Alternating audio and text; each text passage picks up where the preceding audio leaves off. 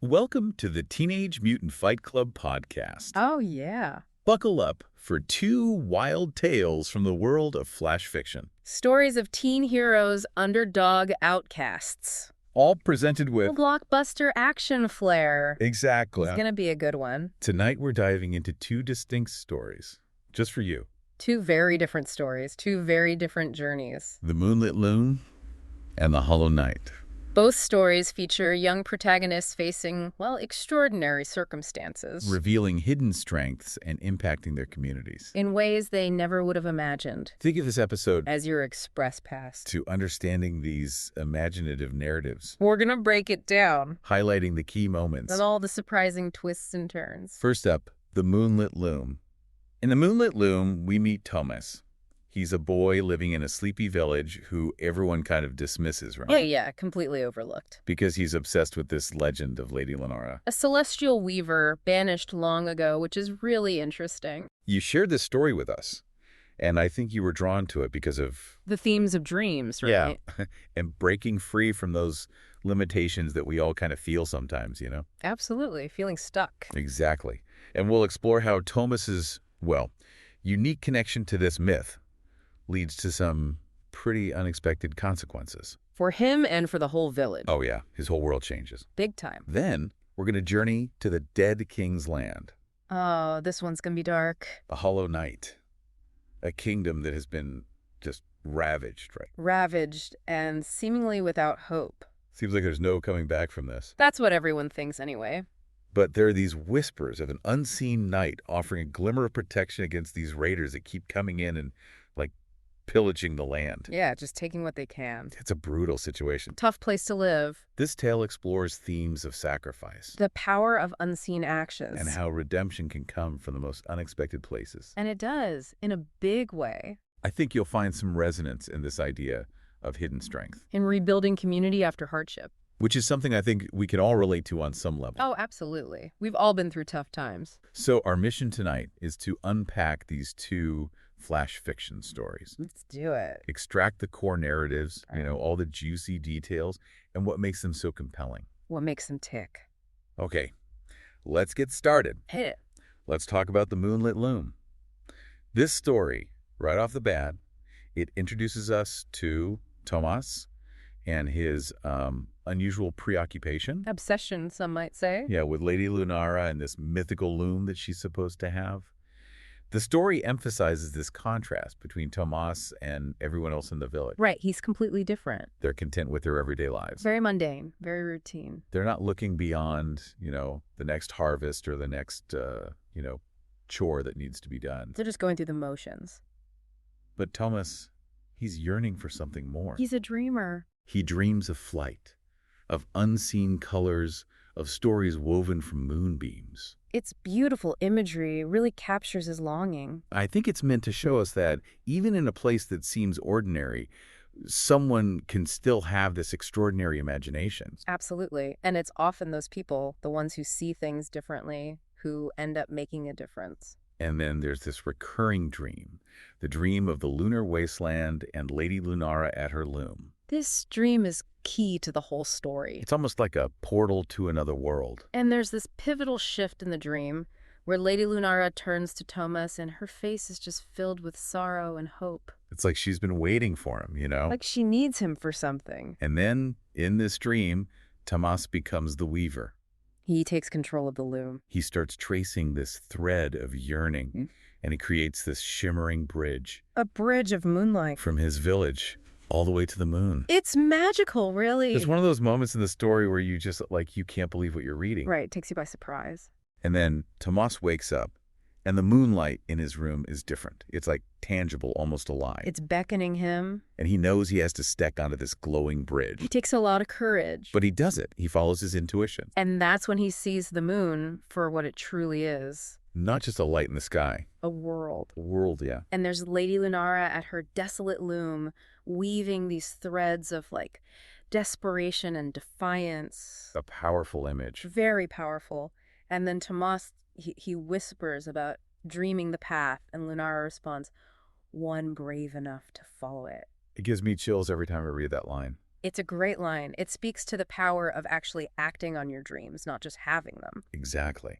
And then there's this second act of weaving where Tomas creates this tapestry. But it's not just any tapestry. No, it's a dream tapestry of the villagers. As they could be. Not as they are, right? Yeah. Like farmers and shopkeepers, He sees their potential. artists, explorers, all these hidden talents and dreams that they've suppressed. It's like he's giving them permission to dream again. And then the tapestry vanishes and the bridge starts fading. And Lunara says, "You have lifted the curse.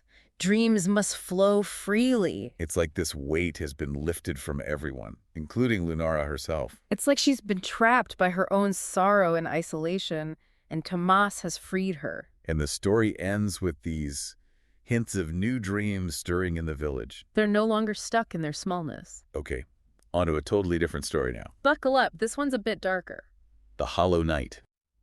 The story takes place in the Dead King's land, this kingdom that's been ravaged and is seemingly hopeless, right? It's bleak. Everything's withered and decaying, And there are these whispers, these rumors of an unseen knight protecting it. leaving behind only roses.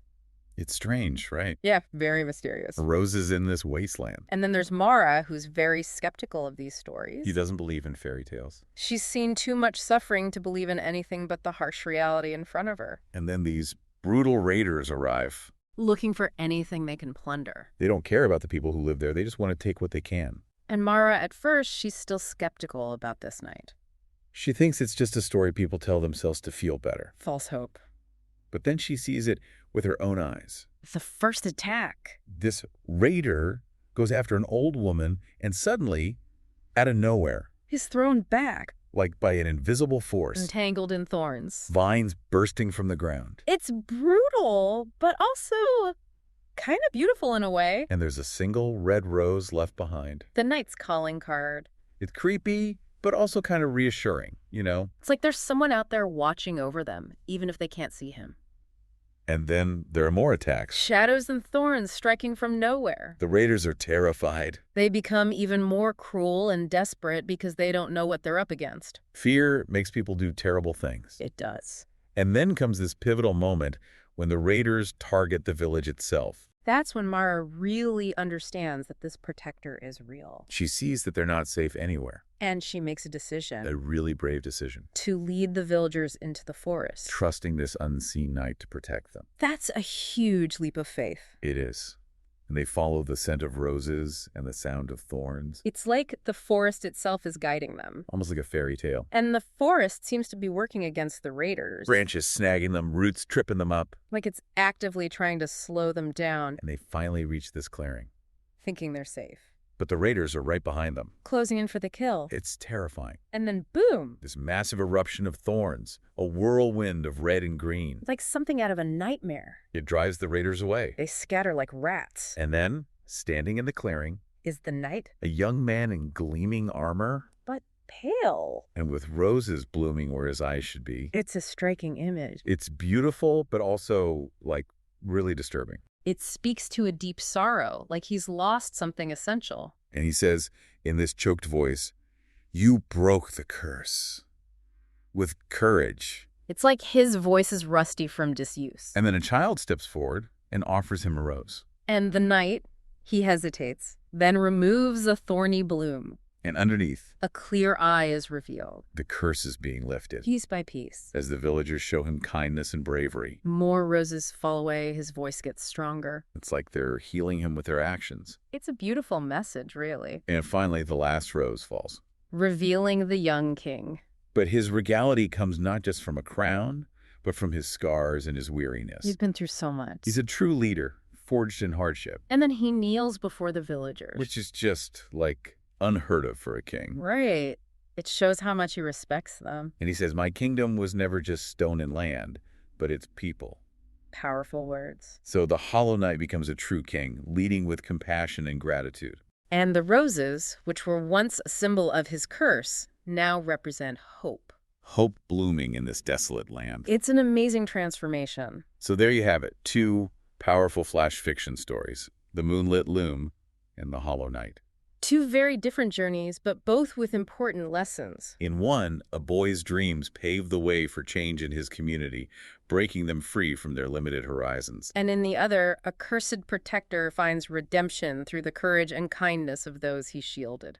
What stands out to you in these stories? Is it the power of imagination, or maybe the idea that hope and bravery can blossom in the darkest of times? I think it's the way both stories show how ordinary individuals can make a difference. Yeah, how we all have the potential to be heroes, even if we don't realize it. And that even in the face of despair, there's always hope. Consider this. In the Moonlit Loom, the villager's potential was always there, just waiting for someone to see it. What curses of smallness might exist in our own communities? What dreams are waiting to be awakened? And in the Hollow Knight, the curse wasn't broken by a grand spell, but by small acts of courage and trust. What small acts of bravery and kindness might have a larger, unseen impact around us? These flash fiction stories are short, but they leave us with a lot to think about. They remind us that transformation is always possible and that dreams and courage are powerful forces for good. Thanks for joining us on this journey through the Moonlit Loom and the Hollow Knight. Rate and follow the Teenage Mutant Fight Club podcast for more captivating flash fiction stories. I keep those dreams alive. And those acts of courage flowing.